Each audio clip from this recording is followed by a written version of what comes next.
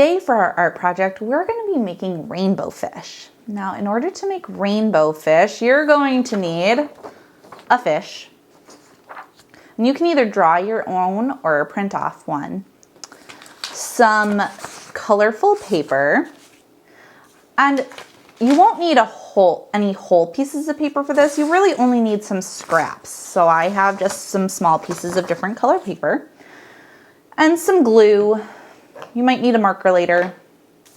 And if you're gonna make a rainbow fish like this, like from the story, The Rainbow Fish, you're gonna need some shiny tin foil or something, or glittery paper, something that's shiny. To start our project, we are going to get our paper and we are going to rip it into tinier pieces.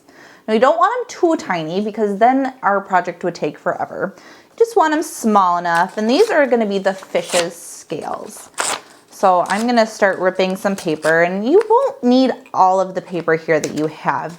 You just want enough to cover most of the fish. So I'm going to start ripping. While you're ripping, you also want to make sure you don't have pieces that are too big, because pieces that are too big will make it hard to see the fish shape when you're all done. So you just want to practice that ripping, getting nice medium pieces for the scales. All right, that looks about good for now, and if I need more, I can rip some more later. I'll put those off to the side. So now what I'm going to do is I'm going to put some glue on my fish. Now I'm going to cover most of the fish body so I can just lay the paper down. You can use wet glue to do this. You can use glue stick to do this.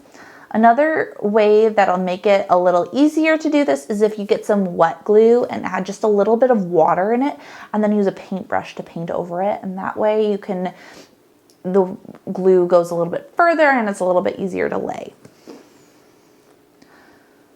Because sometimes glue bottles don't like to come out. So I'm going to cover most of my fish, not all of it.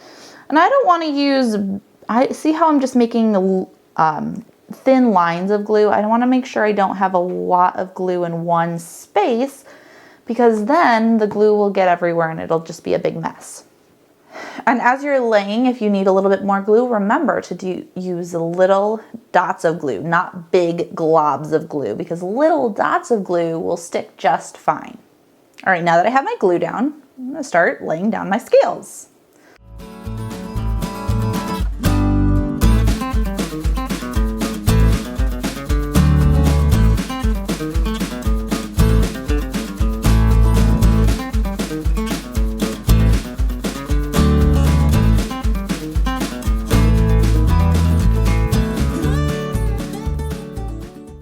Now that I've covered most of my fish, I'm going to add an eyeball. In order to do this, that's where I'm going to use my marker.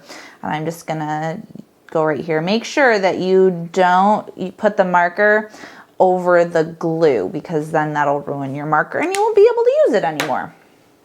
So if you listen to the story, The Rainbow Fish, you know that the rainbow fish has special shiny scales. So we are going to make our own rainbow fish.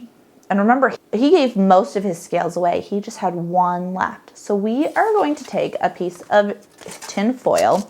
Like I said, either tin foil or glitter or something that's shiny.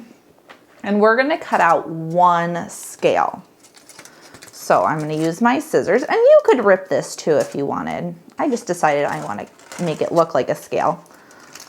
And I'm going to cut out one shiny scale. That's all you need. Put a little bit of glue. Remember, small dots are important, not big globs. And I'm going to place down my one shiny scale. So then we have our own rainbow fish. After you've finished your rainbow fish, you might decide, you know what?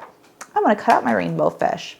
Now I would do this once it's all dry. That would probably be a little bit better than doing it when the glue's still a little wet, because when the glue's still a little wet, it's a little bit harder to pick up. Plus then you might get glue on your scissors And that would be no fun. And there you have it, your own rainbow fish.